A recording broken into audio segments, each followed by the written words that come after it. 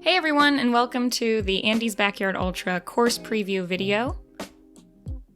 This course preview video was filmed during our live course preview, so you may see a couple other people throughout this video who came to the course in person and tested it out, but we wanted to make this for anyone who wasn't able to make it or potentially wants to run Andy's Backyard Ultra in the future, or if you're just a fan of Backyard Ultras and want to hear a little bit about it.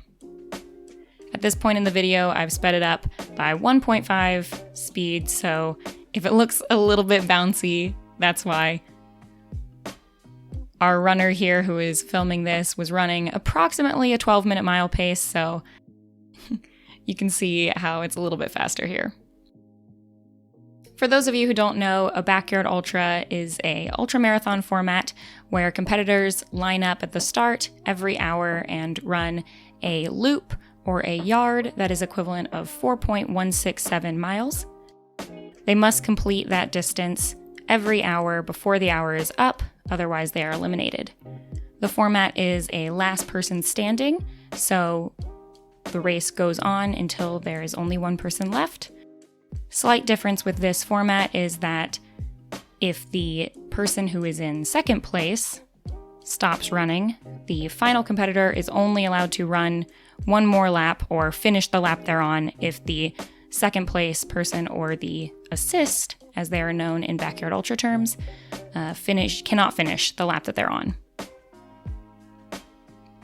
The reason for the distance is so that in 24 hours time, you run 100 miles. This obviously also means that in 12 hours, you run 50 miles, etc.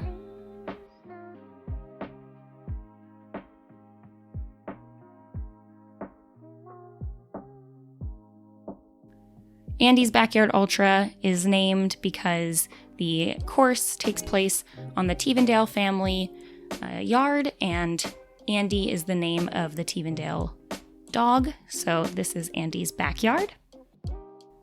The first Backyard Ultra that was created by Lazarus Lake is called Big's Backyard Ultra, named after his dog, so we wanted to follow suit in the naming terminology, naming after the family dog.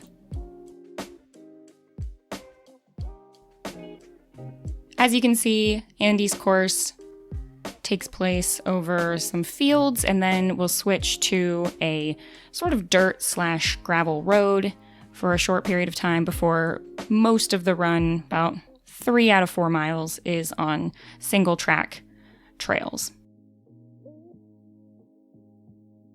You can see we have spray painted some white arrows on the course. That is also how the course will be marked during the actual race, as well as on the right-hand side of the course spread out will be some orange striped snow sticks that are reflective, and they will also have a piece of reflective tape hanging from them. You can see right there, so that when you get to the nighttime loops, it'll be really reflective off your headlamp.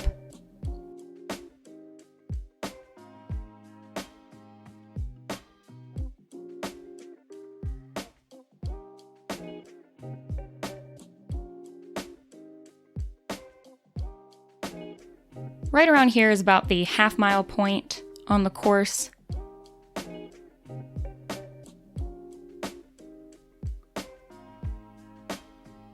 And you can see Patrick running in this video as well.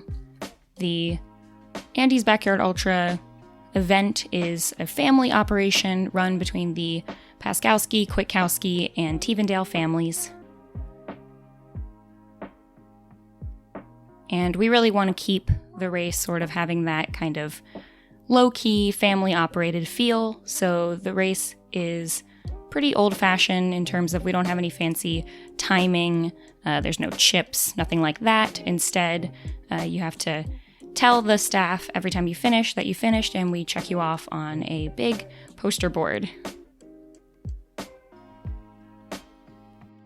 This is one of the hills on the course, and apologize a little bit for the GoPro being pointed slightly down during most of this, but I do think it simulates how you'll probably be looking down, as you should be in trail running for most of it. In Backyard Ultras, it's pretty typical to walk most of the hills. If you maintain a pretty relatively slow running speed. On the flats and the downhills, you should be able to have no trouble, at least for a few laps, getting in under the hour if you can easily maintain a 12 to 13 minute mile pace during those sections. Right around here is where we switch from the grassy field to the dirt kind of road, still going slightly uphill at this point.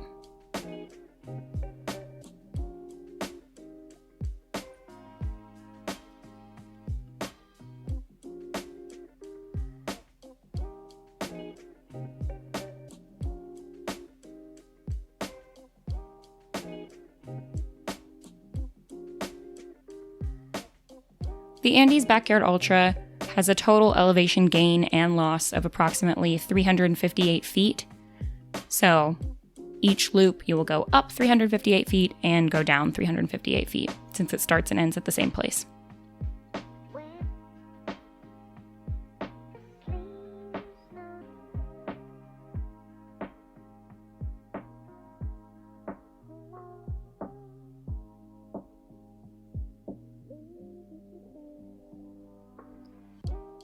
During the race, we will have a whistle that is blown at 3 minutes before each hour, 2 minutes before each hour, and 1 minute before each hour to make sure that the runners who are in the start and finish vicinity can know when they need to start getting ready. In a backyard ultra format, you're not allowed to bank time, so that means that you can't run a 40-minute loop and then immediately start and try to save up some time. You have to always start right on the hour. However, any time that you have left over in between loops, you are welcome to hang out, take a nap, fuel up, sit down and rest, whatever you can in that time period.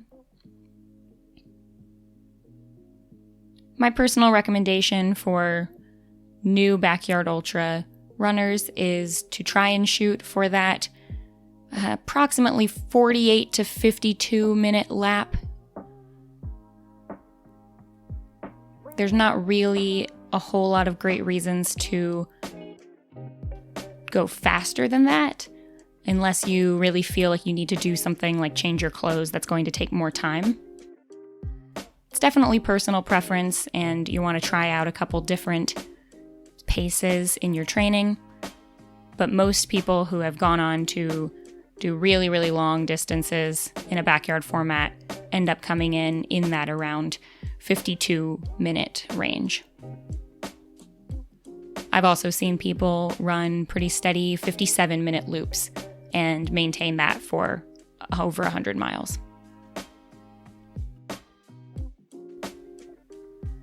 Right around here is the 1 mile mark on the course. One of the things I like about this gravel road section is that since it's pretty early on in the race, when there's still a lot of people running together at the same pace, it's a good place to have a wide section where people can run side by side. Since most of the run is going to be on the single track, it's good to still have this while you're in a big group. Also, due to the fact that you have to start over every single hour together with everybody else, a backyard format is a really cool way of experiencing an ultra marathon with so much of the run being at the same pace as other people. Usually in an ultra marathon, as the miles go on, you spread out, only see a couple people, or potentially even run by yourself for huge sections of it. And especially early on in the race, when there's a lot of people in the backyard ultra, before people have dropped out, it's really cool to be able to, run the same pace as someone who could be the potential winner. I know for myself in the past, running with my brother, who's a lot faster than me usually, it was pretty cool to be able to run most of the race with him.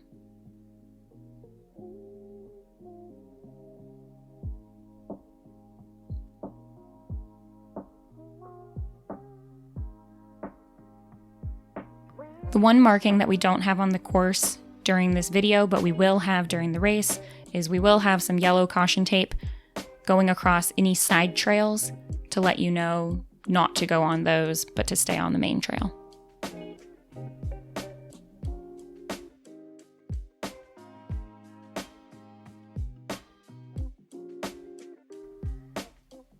A good portion of this second mile is downhill since we just did that long uphill on the gravel road.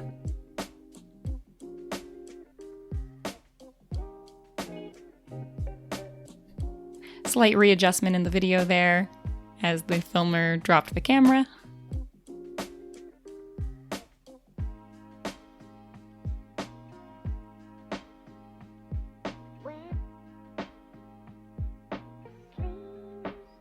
During the race, you can take whatever support you need out on the trails, whether that be food, water, etc., or you can do all of your refueling during the interlupal period between laps.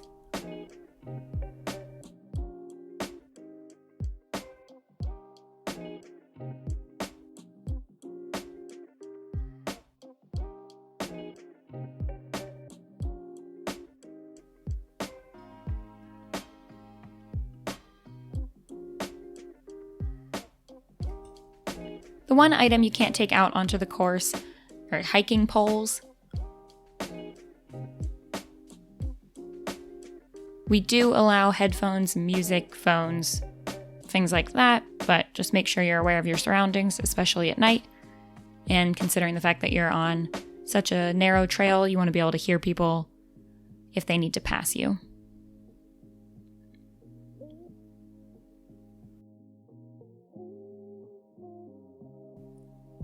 At the start-finish area, you are allowed a crew, and every person will have a 10 by 10 foot plot of land that they can set up a tent, a pop-up tent, whatever they might need in that area. You can have a crew who can assist you during your in-between times, or you can self-crew. We've had people have rotating crews who do shifts, or some people who stay there the whole time, sleep in their cars in between.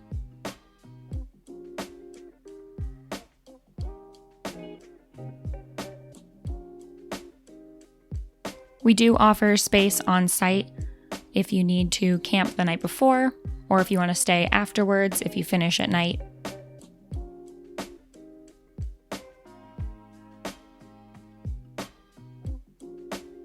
Andy's Backyard Ultra takes place in Earlysville, Virginia. It's about a 15-minute drive from any restaurants or supermarkets. There's a Target nearby and some hotels in that area if your crew needs to go in and out.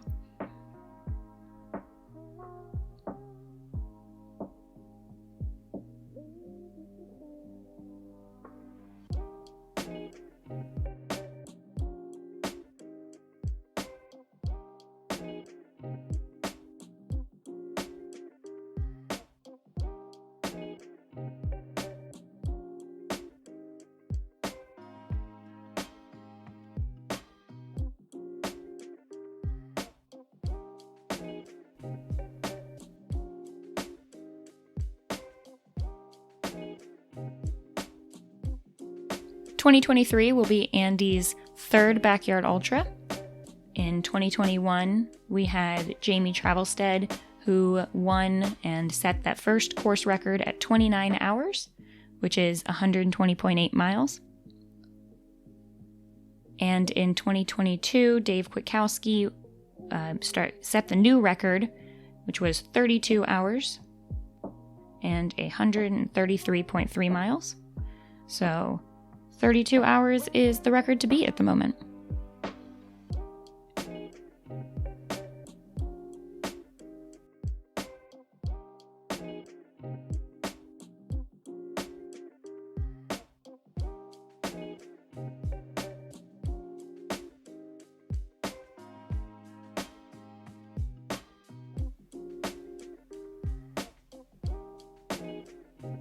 There we go, walking another hill. Definitely recommend that.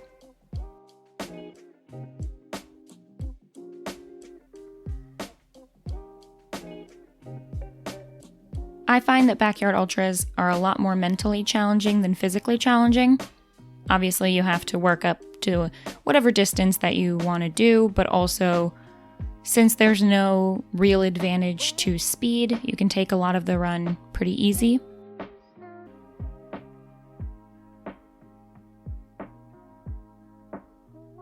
Probably the hardest part is going back to that starting point and trying to convince yourself to start that next yard. when you're right there at the end.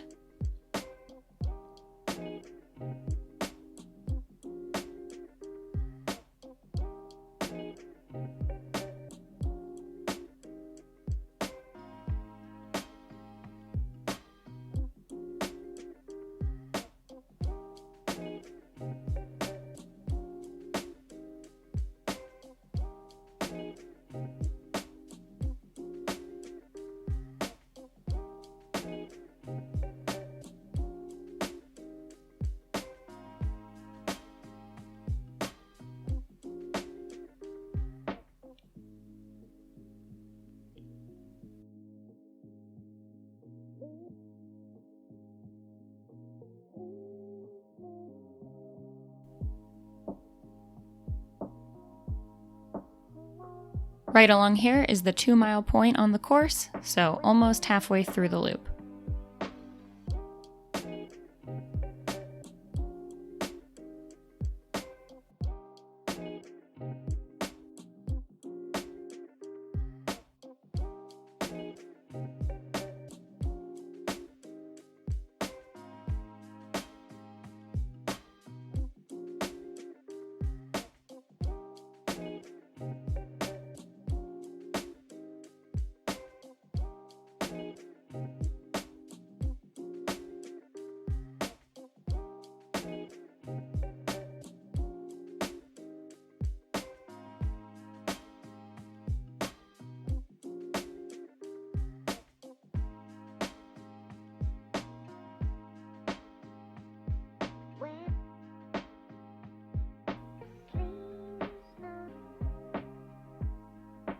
There are 3 ways that you can be eliminated from Backyard Ultra. One of those is timing out, meaning that you did not complete the lap in the 1-hour time period. The second way is by not starting another loop, so quitting in that interloopal period. And the third way is by not completing a lap, so maybe starting it but turning around and coming back, taking a shortcut back, something like that.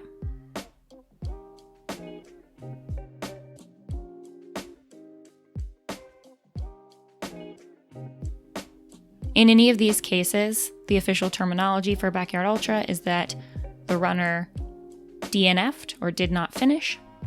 In a Backyard Ultra, there can only be one finisher or sole survivor, and all other runners do not finish. It is also possible to have no winners and no finishers if the final 2 runners both do not complete their final lap.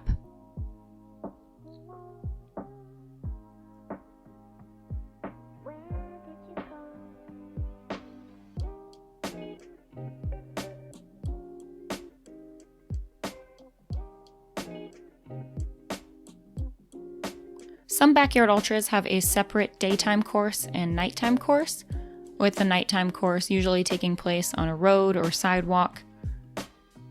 Andy's Backyard Ultra does not have a separate course, so the entire race takes place on this course that you are seeing here.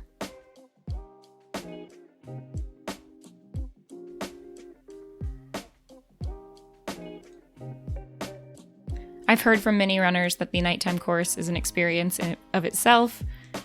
Our race takes place in October, and we have some Halloween decorations and other things out on the course at that time, which could make it a little spooky potentially. I myself only made it 9 hours on the course when I tried, so I did not quite get to the nighttime.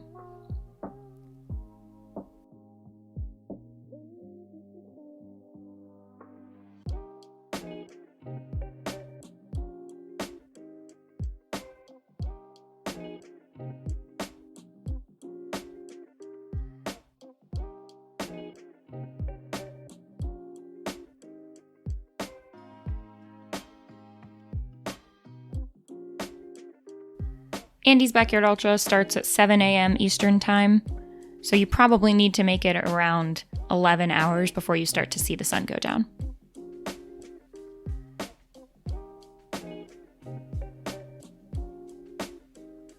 This part of the course goes around a little bit of a stream here.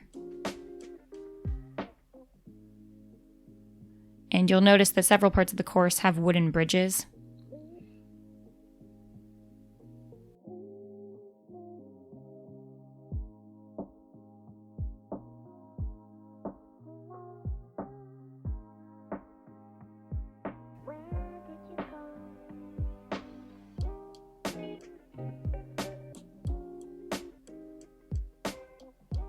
Here's one of the smaller bridges.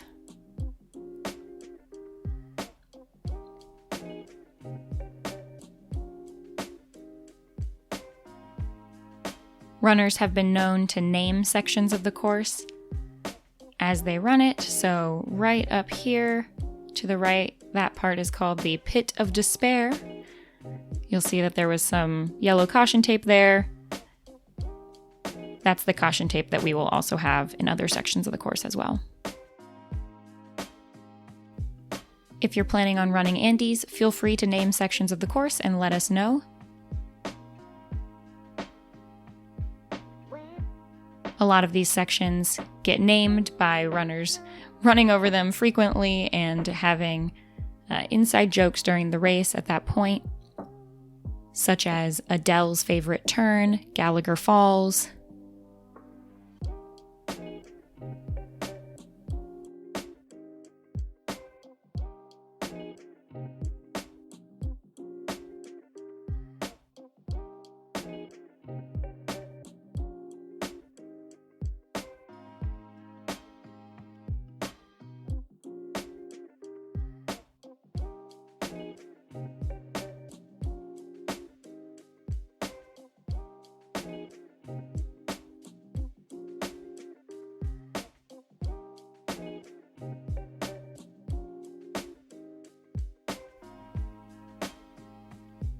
We've never had anyone get lost during the race, but we have had people get lost during the course preview.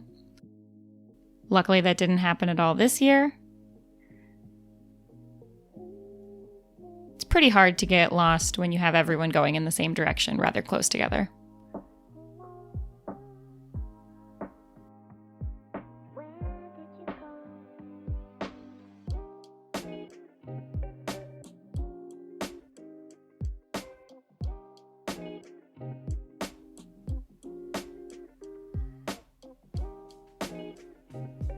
Pro ultra runners know that after a certain number of miles, it really becomes more of an eating challenge than it does just a running challenge. So if you are new to ultra running or new to backyard ultras and haven't practiced with a lot of food, make sure you do that in your training. I personally like to stick to the 4 P's of ultra running. That is pretzels, Pringles, potatoes, and pickles. Nice, easy on the stomach foods. This is the section of the course that I have nicknamed the Acorn Gauntlet. It's a bit of a wider path, but at least in the 2022 race, there were quite a lot of acorns falling from the sky, so hats are recommended.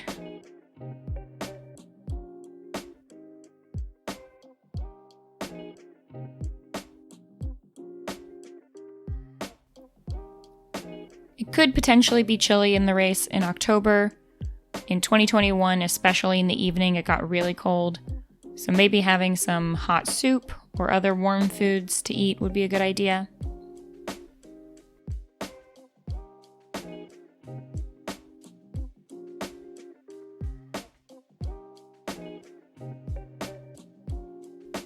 During the day of the race, we will have some hamburgers and hot dogs for the crew, and probably some other food in sort of a communal aid station. We'll also provide water for the runners.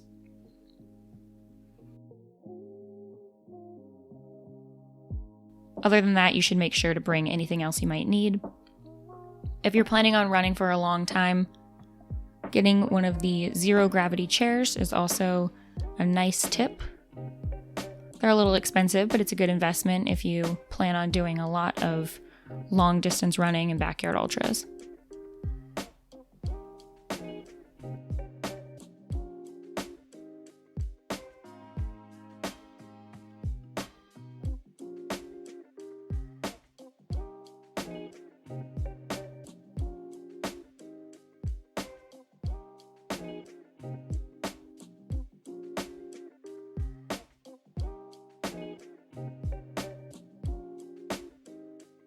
see the runners in the video walking a little bit here, so it's probably a little bit uphill.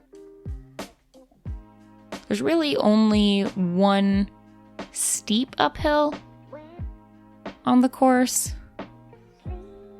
Most of the hills are pretty short, 10 to 15 steps.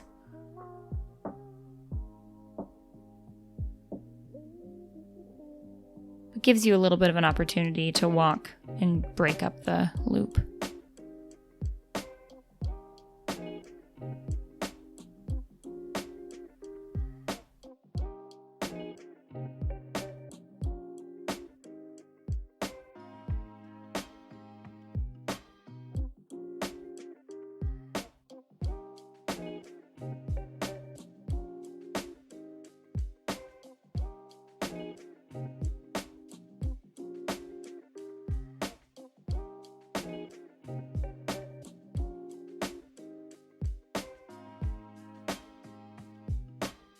The trail is generally pretty soft and not that technical, but there are definitely some roots and rocks, so looking down is probably a good idea for a lot of it, unless you're really confident in your footing.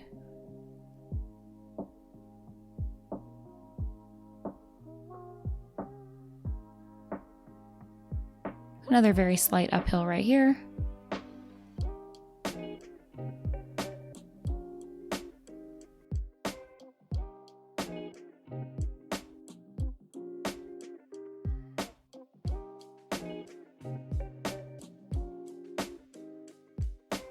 In a backyard ultra, we do recommend that you probably wear a watch so that you know when you're on the course how close you are to the hour.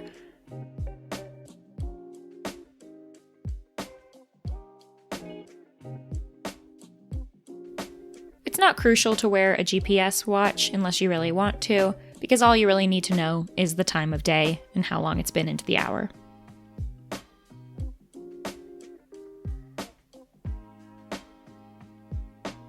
We've had a couple people cut it pretty close before.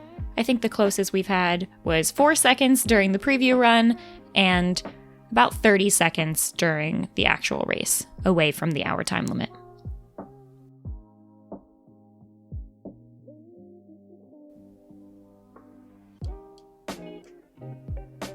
All right, this is around the 3-mile mark on the course. This is the section we call Gallagher Falls.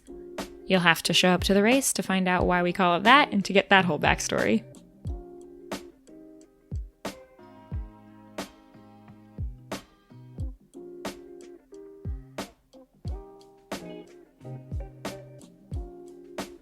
And right at the bottom of this long downhill is known as Adele's favorite turn, right here, because it's a turn leading onto a nice, smooth, flat section with some soft terrain, a little bit of grass. And you go kind of toward the home stretch here at this point, get off the single track, a little bit wider of a path, a couple more bridges throughout this area.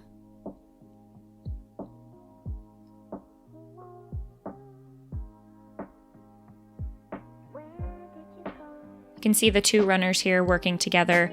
It's really important in backyard ultraing to work together with the runners around you because the race only goes on for as long as the runners can stick together and keep pushing each other loop after loop.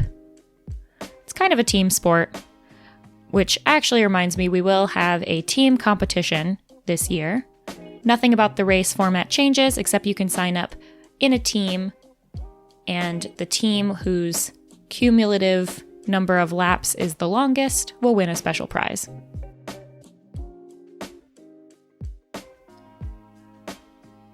This stretch gets very close to the starting point, right on the other side of the trees here to the left, and you can start to hear the music and the crew waiting around at the start-finish. You can see right there, across a little bridge, is going to be where the start and finish is. You're welcome to talk to your crew. Spectators can cheer you on and shout to you from that area, but they are not allowed to enter the course or hand you anything while you're on the course.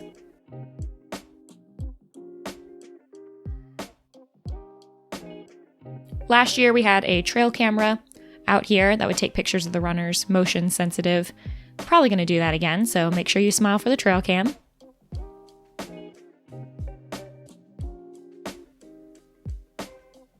Last bridge of the course, leading on to the last stretch, which is in the field.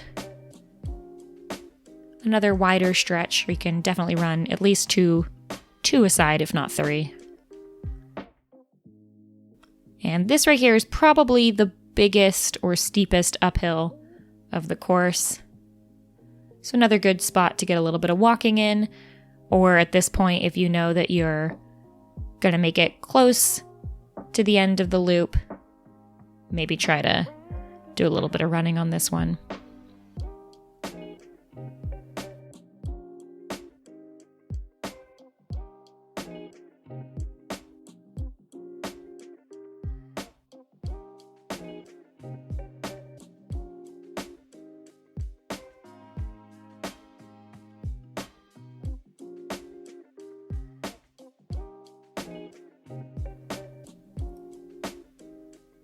It's another good look at the marking right there.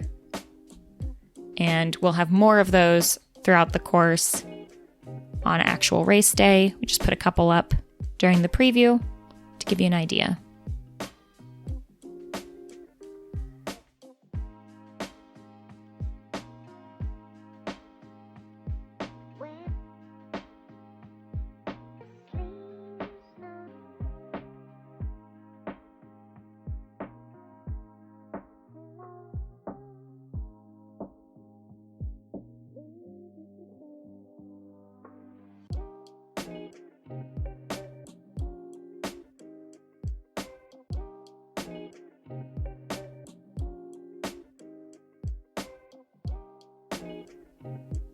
We typically have at least one person doing photography for the race, and up here by these hay bales that we're about to go by is a pretty prime photo opportunity, so make sure you're cheesing it up.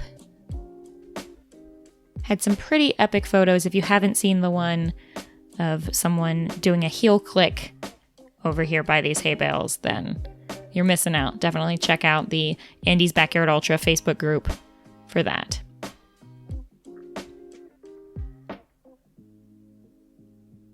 And right around here is the 4-mile mark. So you can see off in the distance the tents for the start and finish line. There'll be even more tents there during the actual race day. Nice downhill into the finish, which is something else we really like about the course.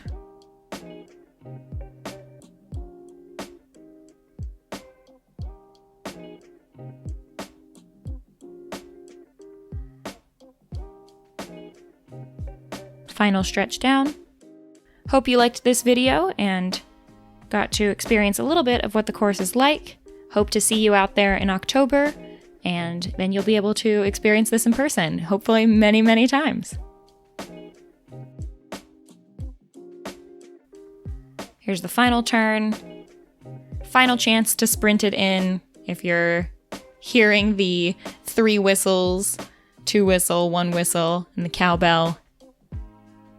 You need to make it all the way across the start line before that cowbell in order to continue on.